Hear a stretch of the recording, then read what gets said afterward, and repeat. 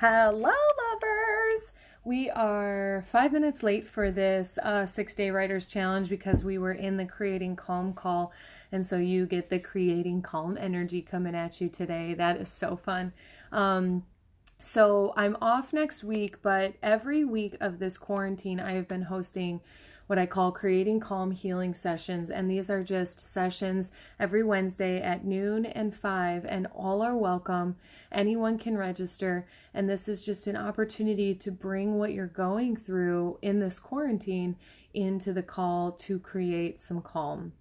And it has been beautiful. We have some people that have repetitively come back for call after call. And so we're getting to meet each other and go through this journey together. And it's phenomenal. And so, hello, Robin. Good to see you here. I believe that's Robin. I see your picture, but not your showing up.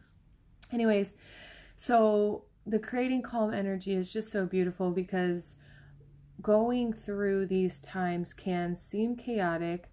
There is a lot to intake and interpret, and it is also okay.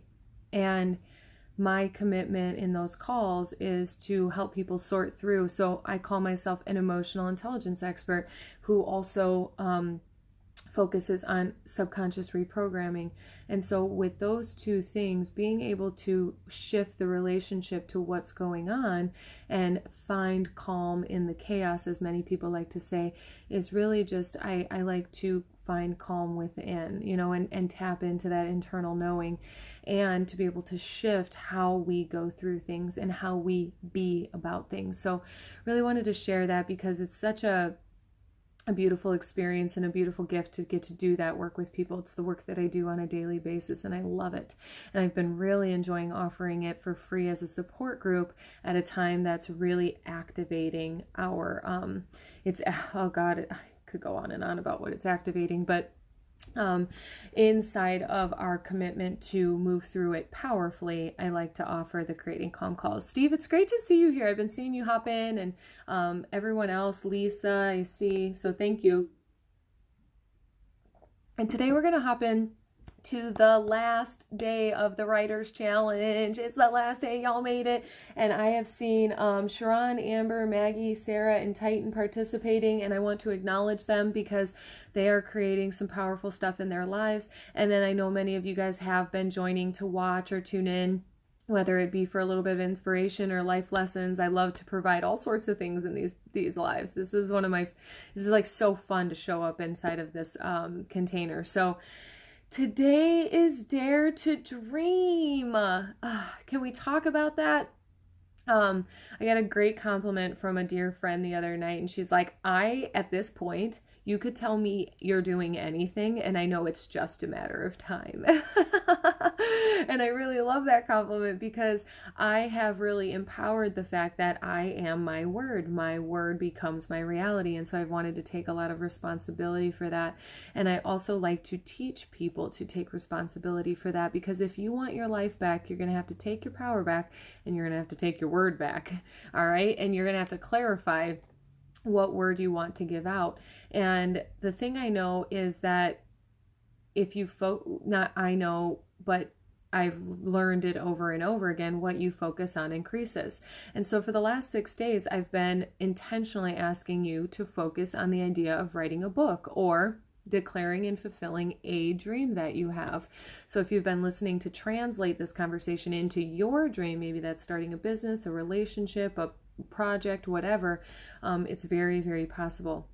And so Daring to Dreams challenge today is to make a post about what it would mean for yourself and your life if you were in fact a published author. So this is a little bit of future projection. You want to visualize and bring it here about this book is already done. It's already published. People are already buying it. What does this mean for yourself and your life? And you can do this with any dream that you have. You pull it out of the future and you bring it right here and you be in it you visualize it, you spend some time with it. I like to say you flirt with it, you flirt with your future. You're like, ooh, yes, I will have that, please. It's like putting an order in with the universe or putting an order in with God. Like, I'll take this, this, that, and the other, thank you. And then you just have a lot of fun watching it manifest, or how it might manifest. Because one thing about this is you might get a little too hung up on exactly how it will look. This can be tricky, because if it doesn't show up exactly how you want it, you put an asterisk next to the win or the victory or the manifestation. You're like, yeah, but, and you totally miss out on getting to experience it and celebrate it. And so the invitation is to just know what you'd like to create, and then become open to receiving it. So the best way to become open to receiving it is imagining what the feeling, the experience of life that you're manifesting. So a really good one is, oh, I want to lose this much weight, then I'll be happy. That's not really that true. What you're trying to manifest is feeling good about yourself. You're trying to manifest confidence. You're trying to manifest things of that nature, like a feeling and an experience. And so what's the feeling and experience you will have as a published author? Or like, oh, where's it at? Oh, it's on the floor. Oh, no. So like, this is my first book, Giving Up, the Memoir of a Quitter. The day I opened the box, it was in Whiting, Indiana. It was November 20-something, right before Small Business Saturday. And I opened up 500 of these bad boys, and I held a physical manifestation of a dream I had held for 7 months before that. And I looked, and I'm like, I wrote those words, and they're on this paper, and someone's going to read this, and I got to dedicate it to Sam, and and this is what it was. And all of the feelings and emotions and the commitment it took to do this was in my hand. And here's a fun piece. This is this is the memoir, right? So it's about my life. And so I took this little bad boy and I put it up on the shelf, and I'm like, this is outside of my body, right? It used to only exist up here, which can get kind of lodged in there. You have a lot of dreams and goals and passions that are lodged up in there. When you get one out, then you can put it down and say, what's next? What else can I do? And it gets really, really fun. And so the achievement, achievement is not my favorite word for this, right? It coming to fruition, it actually manifesting. That is you getting to experience yourself as capable. And that is really cool, because when you will follow all the way through on a project and manifest it, you say, I can do anything. You realize, I say, I be, I do. And so that's today's challenge. Be, say, and do. I want you to consider, and I would like you to write a post, the same as we've been doing for the last 5 days, is write a post, tag me, hashtag the 6-Day Writers Challenge, and share a really beautiful post for you, a really authentic post that would share what it would mean for myself and my life once this book is done as an already published author. Okay, so you're going to put yourself out there, visualize it, scoop it up, bring it all right in here, and then dream on it, feel it, and then write that post, okay? Now, this being said, we are wrapping up the 6-Day Writers Challenge. If you're feeling kind of crazy and you want to do all 6 days today, and you want to tag me, post, and share, and do all the things, and you want to catch up, being in it, I say, I be, I do. That's right, Olivia. Isn't that beautiful? And it's not the other way. I do, I be, I say, right? Like, you have to do it the other way. Otherwise, it gets really confusing. And so we think that we have to have something before we can be and do. That is not true. And so that being said, the 6-Day Writers Challenge is the final day is today. Thank you for those of you who've been participating. Thank you for those of you who've been tuning in and watching. It's been an honor to serve you and share with you and inspire you in whichever way that it has.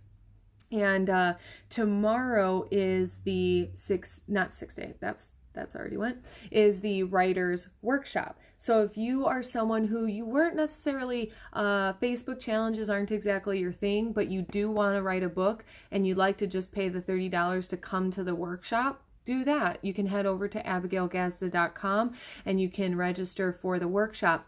One other thing, if you know you want to write a book, and you want 60 days of accountability coming up, that starts in the second week of May. So I'm taking next week off, y'all. I can't wait. I am ready to rest up. I'm gonna go visit my family in Arizona.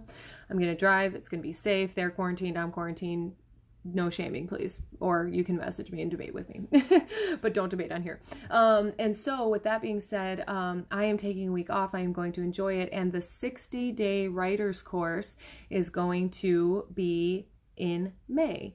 That being said, if you sign up for the 60-day writer's course, you get admission into the workshop tomorrow for free as well. And so if you just want the workshop, $30. If you want to do the 60-day course, that's $60 for $1 a day. I'm going to inspire you to write a book in 60 days. How's that sound? So if you have any questions about that, reach out or visit abigailgazda.com. You can surf around, shop. It's right on that front page, so you can register very quickly and easily. And if you have any other questions about any of my other programs, those are available too all the time. So I love you. I love inspiring. I love sharing. I also really love sharing that you can do what you would like to do as long as you operate in faith first, manifestation second. It will come to you, but you have to process that process in faith by moving forward, even when it doesn't make sense, even when you can't see the product, even when you aren't holding it, you know it's on its way. Okay? I love you guys. Thanks again for being here. If this inspired you, feel free to reach out personally or comment on here, and be sure to tag any aspiring authors if you know any. Love you guys. Take care.